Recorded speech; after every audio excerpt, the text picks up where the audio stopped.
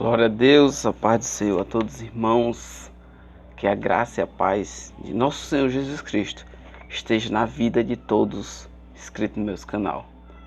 Muito bem, você está agora no canal Discipulando Vidas através da palavra genuína de Deus, certo? E como prometido, né, eu estou aqui hoje para gravar a segunda aula da nossa lição bíblica em classe, né? Que eu já fiz a apresentação no primeiro vídeo, já comentei sobre a revista, né? Hoje eu estarei falando sobre a sutileza de Satanás, né, na banalização da graça. Falar sobre esse assunto tão importante, falar sobre esse assunto tão atual, né? Quantas e quantas banalizações nós não vemos encontrando? Quantas e quantas banalizações do Evangelho, né? Do Evangelho da paz, vem sendo ao longo dos dias, ao longo dos tempos, porque esse assunto é um assunto que atravessa séculos, né? E o comentarista vai dizer que eu também louvo a Deus, né? Que o comentarista vai dizer que veio, né? Nos últimos anos para cá, veio aumentando o interesse dos irmãos sobre o assunto, porque esse assunto é muito importante. Esse assunto ele vai estudar a banalização da graça. E o que é graça? Quem é a graça? Né? Vamos saber hoje sobre a graça. O que é graça? O que é que esse bem tão precioso é para nós, né? Então, se logo vai falar de graça, vai falar sobre salvação.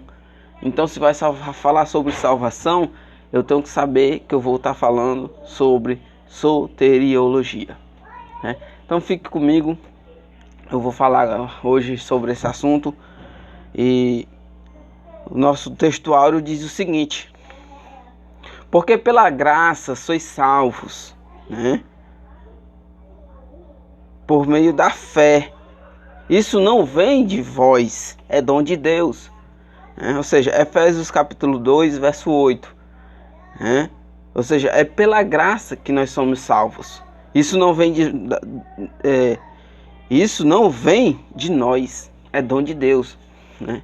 Então, eu falei sobre no começo do vídeo que ia falar sobre salvação. Aqui, ó. Porque pela graça sois salvos. É sobre a salvação, entendeu? Nossa verdade prática nos diz o seguinte: a graça de Deus não é barata. Se engana quem pensa que a graça de Deus é barata. Não é. Daqui a pouco eu explico. Ela requer, arrependimento, novo comportamento, ou seja, nova vida em Cristo. Nova vida em Cristo, ou seja, uma pessoa que se arrepende, ela vai ter um novo comportamento, um novo falar, um novo andar, né?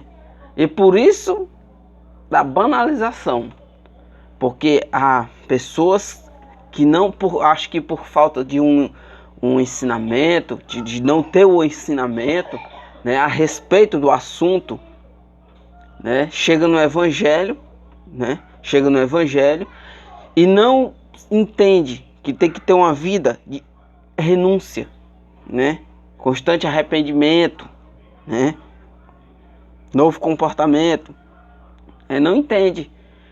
E por que quando ela chega no Evangelho, ela vai dar logo de cara com esse assunto? Porque não tem mais discipulado. Porque se houvesse discipulado, os novos convertidos não passavam por isso. Os novos convertidos, eles já vinham com a firmeza, né? Eles já vinham com a firmeza do que era salvação, do que era graça, né? Hoje em dia, a pessoa não se interessa mais pelos assuntos, né?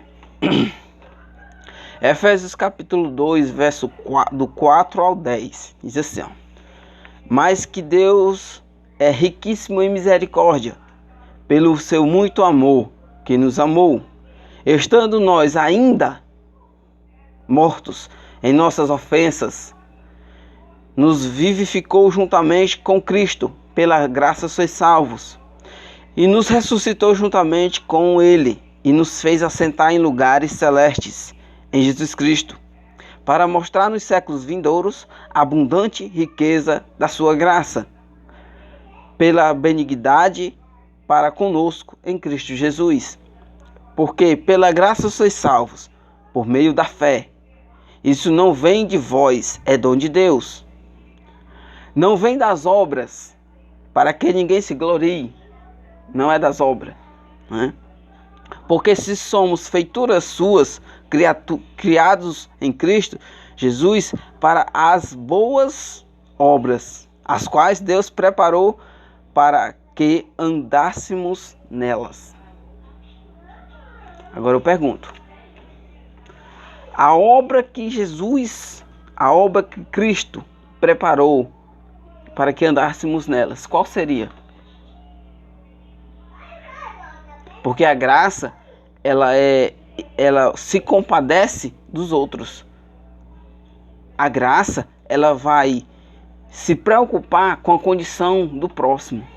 A graça, ela foi abrangedora. Ou seja, a graça, ela abrangiu todo o ser humano. Todo mundo, a graça abrangiu.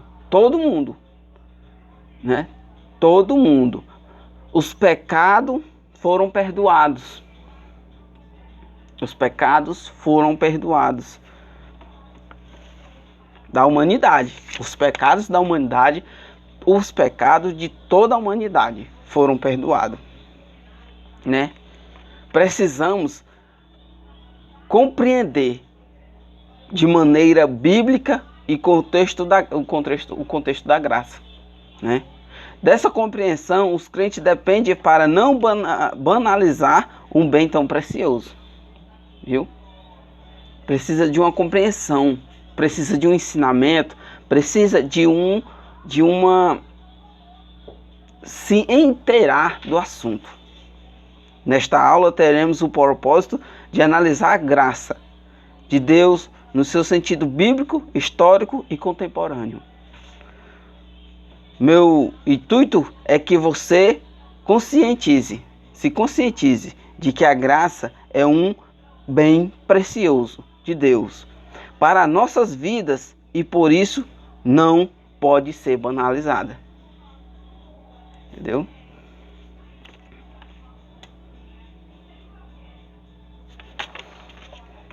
Agora eu vou ler aqui alguns pontos, somente alguns pontos da nossa introdução, que diz assim, ó: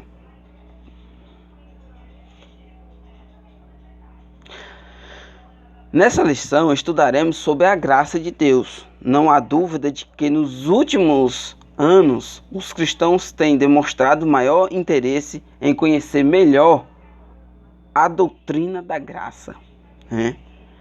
Nesse sentido, pode-se dizer, né, que há um despertar da graça, né? Ou seja, o escritor está dizendo que nos últimos anos os cristãos têm demonstrado maior interesse. Então isso é o despertar de quem? Da graça dentro de nós, do Espírito Santo em nós, para a aprendizagem da aula, do assunto, né? Porque nós temos que estar atentos, irmãos, a esses assuntos, né?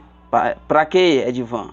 Para que eu tenho que estar atento? Para combater o que tem de heresias sendo pregada, né? Já falei sobre isso em outros vídeos. O que tem de heresia sendo pregada nos púlpitos das nossas igrejas, o que tem de heresias pregadas, ensinadas em redes sociais, e os crentes estão tudo atentos. É muitas heresias, é muitos ensinamentos errados.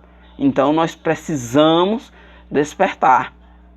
Precisamos voltar para as Escrituras, para a Palavra de Deus, né? Nessa mesma lição que eu vou gravar em dois, eu não vou gravar um vídeo só, Mas eu vou na próxima lição eu vou falar sobre a reforma. A reforma, eu vou falar aqui só um pouco. A reforma, ela proporcionou um avivamento.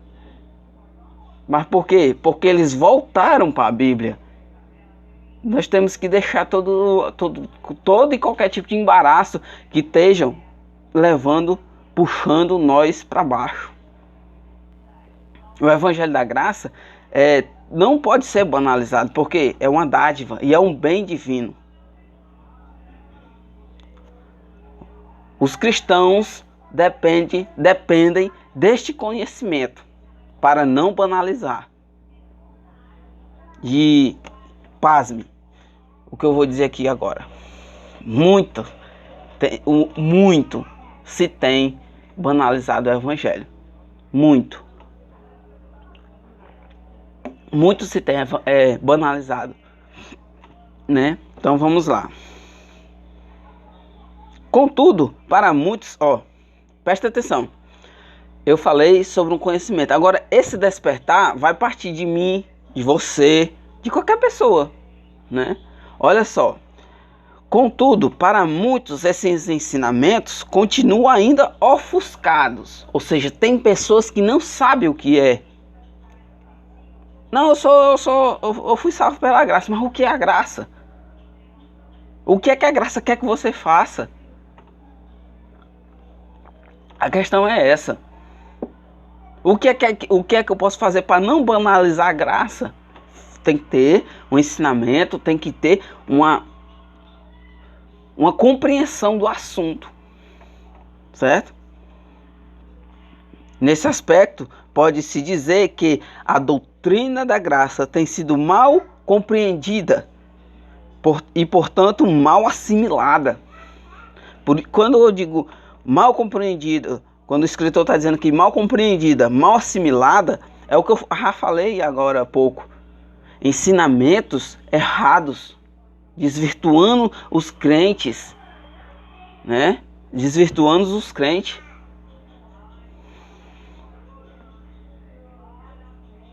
E, consequentemente, desvirtuadas, né? Desvirtuadas. Muito do que se prega e ensina, muitos do que se prega e ensina, sendo o evangelho da graça, nada mais é do que uma forma deturpada da graça. É a graça barateada. Entendeu? Muito do que se prega e ensina, sendo o evangelho da graça, tem nada a ver. Agora pare, analise, você que é crente, pare, analise como é que está sendo o cristianismo agora, dos últimos anos para cá. Mas nós estamos orando aí pelo avivamento, Deus vai fazer um avivamento, como é que vai? Eu lhe pergunto, como é que Deus vai fazer um avivamento desse jeito? Não vai. Nossa palavra-chave é banalização. Compreendendo agora a graça. Agora vamos compreender agora a graça. Vamos ver. A graça é divina. Então, se a graça é divina, já dá uma ideia, né?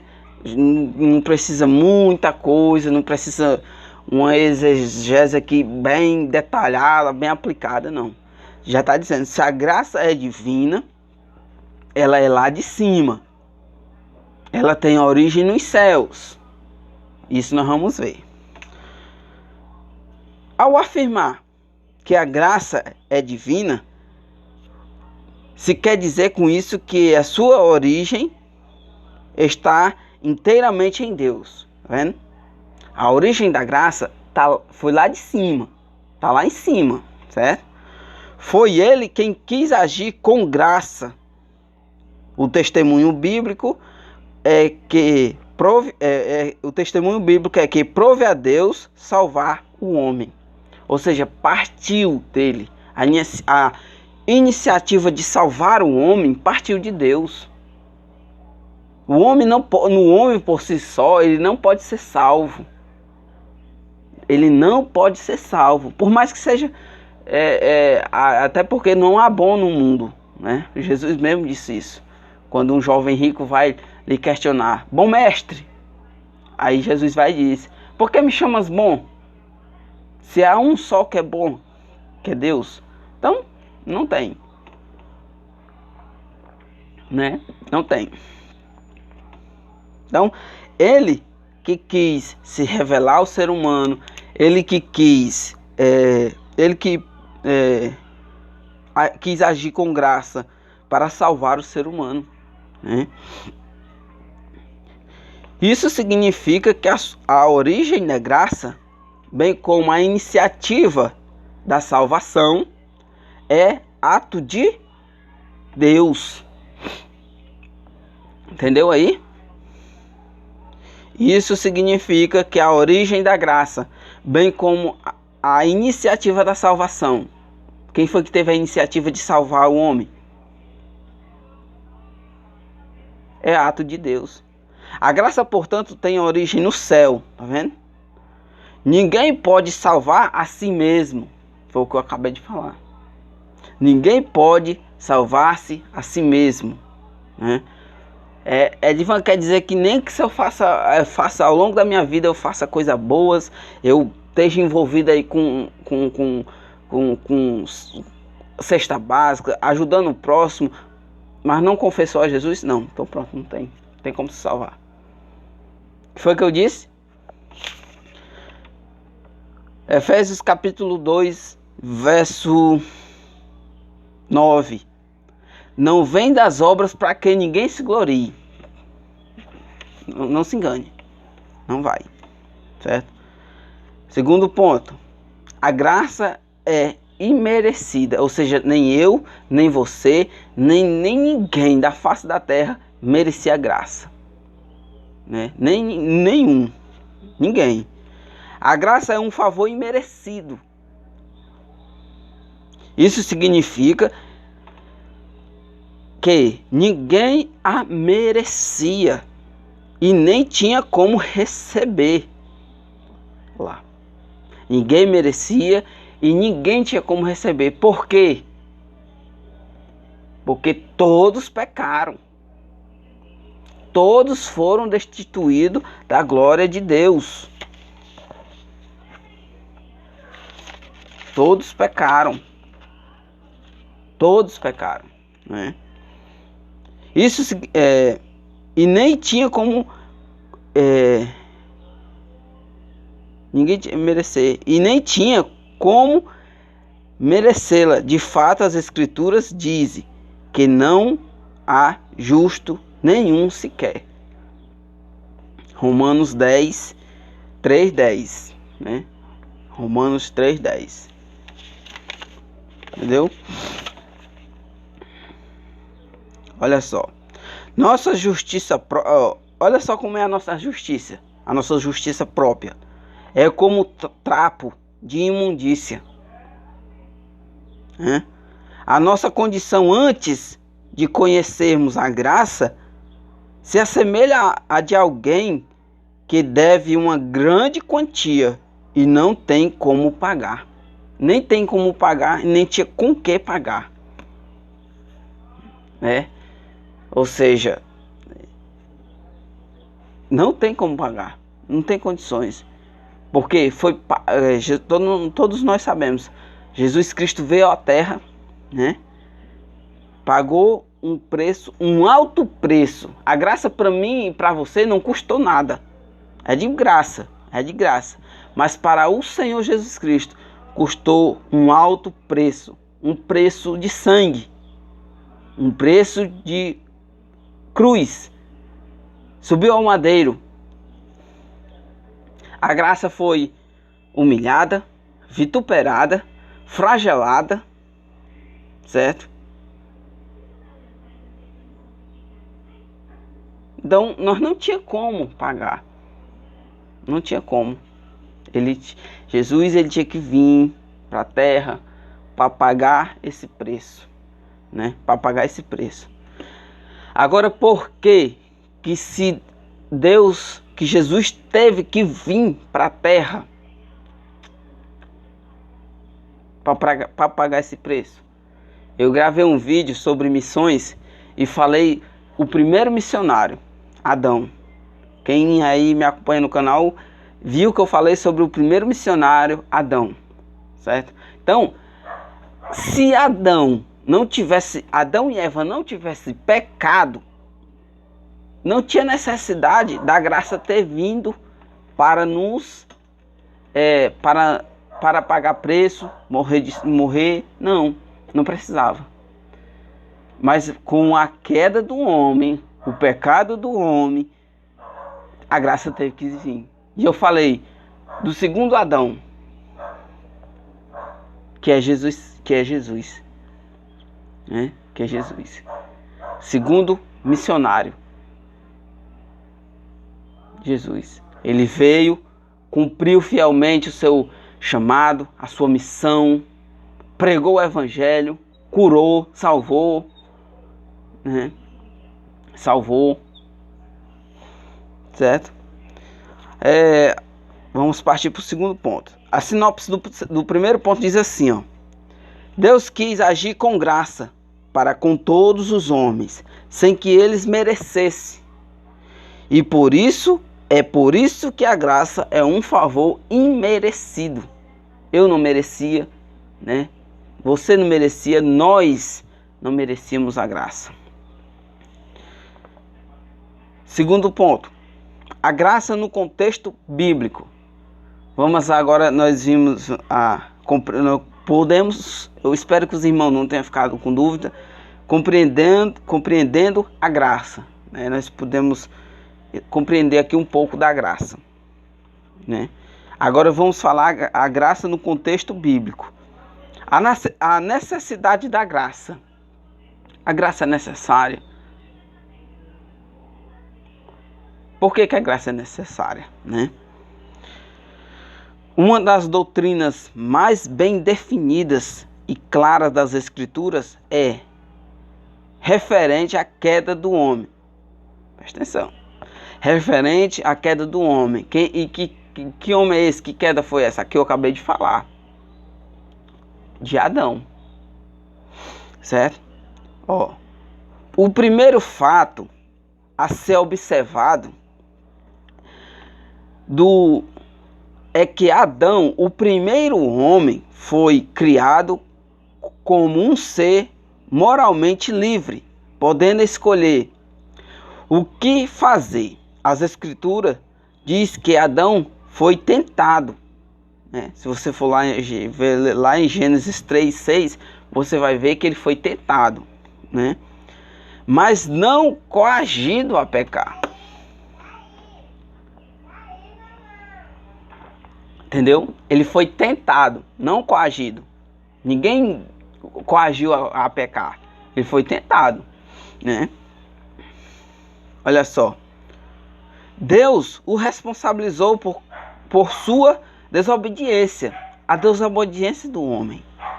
Como eu falei nessa mesma aula aqui, nesse mesmo revista, lá na primeira aula, sobre a advertência de Deus. Deus adverte, mas o ouvido do povo, dos crentes, estão tampados.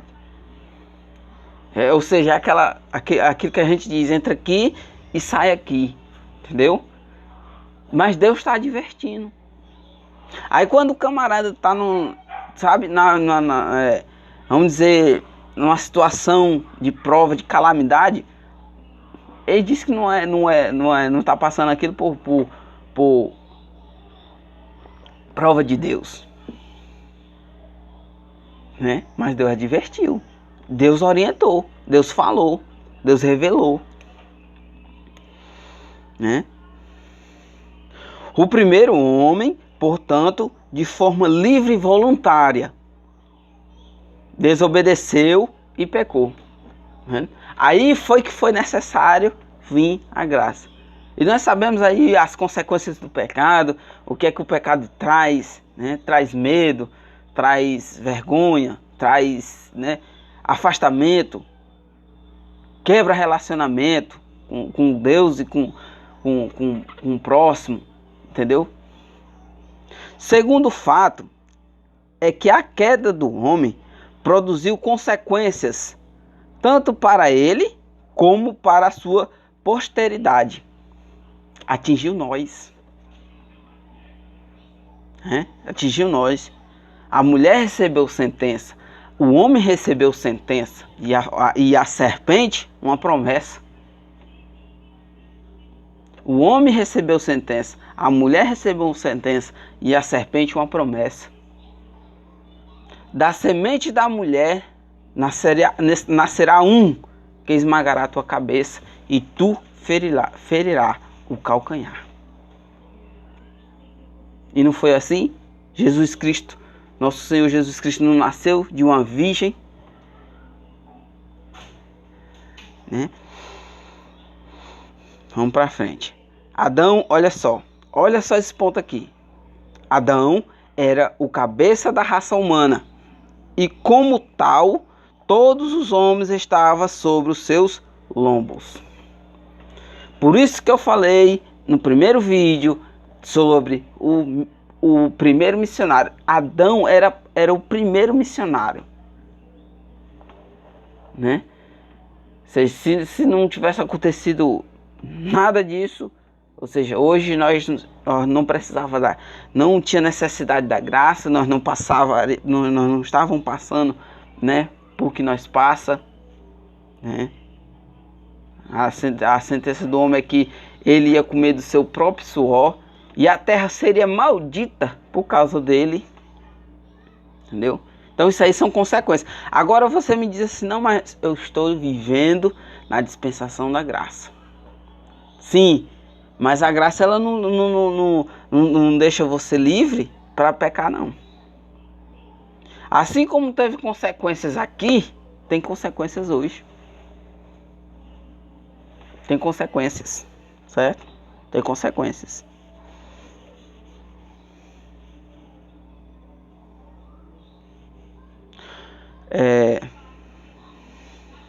Ninguém, portanto, ficou fora dessa esfera do pecado, tá vendo? Ninguém ficou fora, porque a Bíblia diz assim, ó, por um homem entrou o pecado e com o pecado a morte. Pronto. Então abrangiu todo mundo, entendeu? Tendo caído no pecado, o homem não poderia por si mesmo se libertar. Uma das consequências advinda da queda foi a necessidade da santificação, da justiça divina, né? Por isso, teve aí uma necessidade agora de santificação da justiça divina, né? E quem foi que fez isso? Para os nossos pais, né? Primeiros pais, seus filhos, né? O nascimento aí de Caim e Abel, né? Foram os primeiros que prestaram culto ao Deus vivo, né? E Deus recebeu a oferta de Abel, né? Deus olhou para Abel, recebeu a oferta dele e ele também, porque Abel tinha desejo sincero no coração, né? Abel tinha o desejo sincero de adorar e oferecer sacrifício ao Deus vivo. Caim não. Caim era todo invejoso, todo orgulhoso, todo avarento, né? Por que eu comecei o vídeo e falei sobre que nós precisamos de uma compreensão?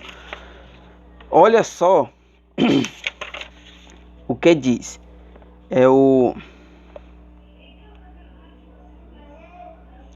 Contudo, dentro da tradição cristã, essa doutrina, como se manifesta da salvação da humanidade, esteve sujeita a controvérsias. Por isso que eu digo que temos que se ater ao assunto, aprender sobre o assunto. Ela sempre esteve em controvérsias, né? Por volta do 5º século depois de Cristo, foi travada uma longa discussão em torno da doutrina da graça, seus efeitos sobre a formação teológica do cristianismo pendura até hoje, certo? De um lado afirmava-se que não havia pecado original, e Romanos vai dizer que sim, né? E que o homem poderia achegar-se a Deus por vontade própria, ou por os seus próprios atributos.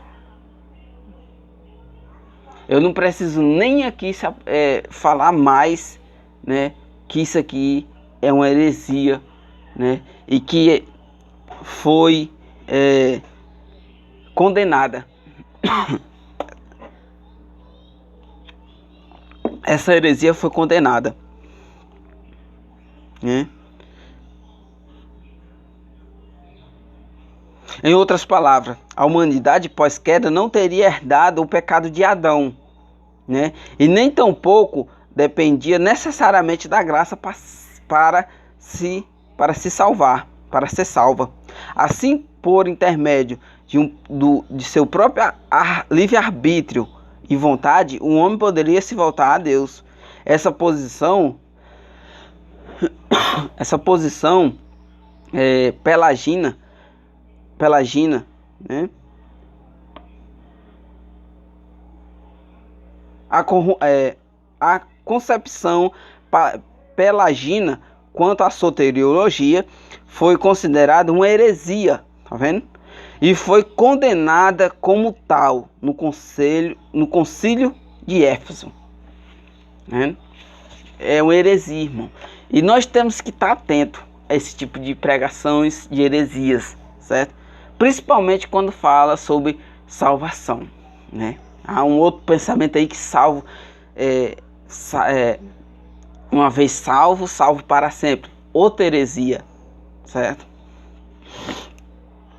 Bora para frente. Tendo caído o homem, ninguém ficou fora dessa ofensa. Tendo caído num pecado, o homem não podia por si só se libertar. Uma das consequências advindas da queda foi a necessidade da santificação divina. Por isso, a justiça de Deus exige a punição do pecado. Isso porque Deus, sendo justo e santo, não deixa o pecado impune. Tá vendo? Contudo, assim como Deus é justo, da mesma forma, Ele é amor. Mas tem muita gente que confunde isso aqui. Não, mas Deus é amor, mas Ele é justiça também, irmão. Certo? Ele não deixa pecado impune. Não deixa. Seja ele qual for. Não tem pecado branco, nem rosa, nem cinza. Tudo é pecado. Tudo é pecado. Certo? Isso porque Deus não deixa o pecado impune. Contudo, assim como Deus é justo, da mesma forma, Ele é amor. Isso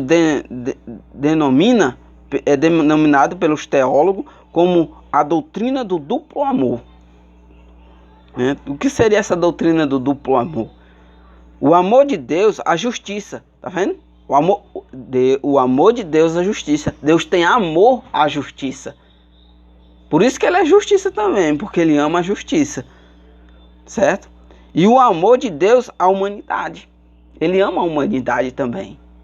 Certo? Então tem gente que prega o amor e diz assim: não, meu filho, meu bichinho pode sofrer, não pode estar passando por isso. Pode. Porque Deus é justiça. Deus é justo. Certo? Se por um lado a justiça divina exige a punição do pecado, por outro lado o amor de Deus pela humanidade levou a prover a cruz como meio de justificação, certo? Olha só o que foi que o amor pela humanidade levou a ele a subir numa cruz, morrer, né?